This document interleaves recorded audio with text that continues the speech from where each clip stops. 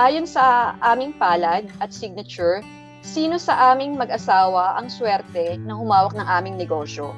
Signature na pag-uusapan, mas aasenso ang inyong negosyo kung si wife mo ang mag-handle. Ngayon, dito naman tayo sa guhit ng palad. Ang tingnanan sa guhit ng palad ng mahusay sa negosyo, Miss F, ay ang headline, pagsimula at magpatuloy. Kaya nasagot na natin yung una niyang tanong. Sa signature, ang dapat magnegosyo at uunlad ay si Mrs. Sa palmistry, dahil straight headline at malasinian line, si Mrs. pa rin. Estro and Miss F, bakit nagkakatuluyan ng hindi naman compatible sign? Mas matapang pa ang aking asawa kahit na weak number siya.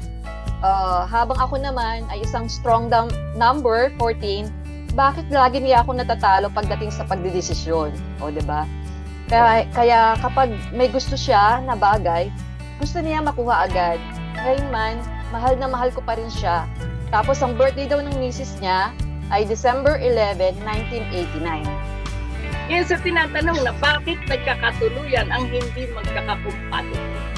Napakadali nun. Dahil ang pag-aanalisa ng kapalaran na ginagawa natin, maraming data.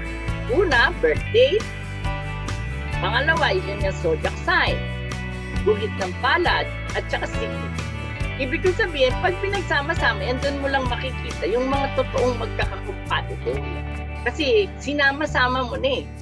Yung siya, type. At saka isang Sagittarius. Sagittarius, na fire type sign, tama siya, hindi sila compatible. Pero sa number ay compatible sila. Dahil yung 11 na 2 ay compatible sa 1 na destiny number ni Sir.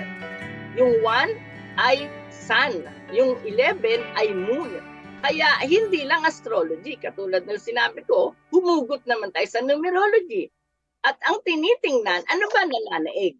Numero, astrology, o horoscope, palad, o signature.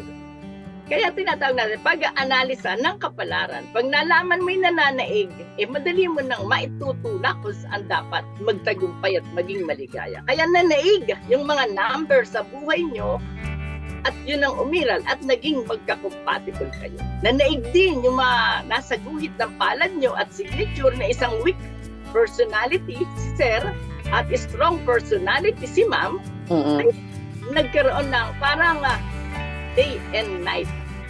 Nagsama yung dilim at liwanag. Nabuo ang isang masarap at papapo relationship. Third question niya, may chance pa rin ba kaming ma-promote sa medical field dito sa ibang bansa? Sabi nga ng dakilang palmist na si Kero, yung sumuplat ng lahat ng tungkol sa palmistry. Character is your destiny. Kaya kung paano mo sinisinop ang ugali mo, ang pagkatao mo, ang behavior mo, ganun din masisinop ang kapalaran. Napakasinop ng pagiging practical at penetrating ni Mrs. Kaya pag ginusto ni Mrs. na magpa-promote, madali niya lang magagawa. Anong year kaya kami suswertehin para magkaroon ng anak ulit? Sa ngayon, mayroon na kami anak na 11 years old. Pag nanaig ang destiny number mo, kaya nga ina-analysis, isa lang anak nyo. Tinatanong ko nga, sino ba manalig?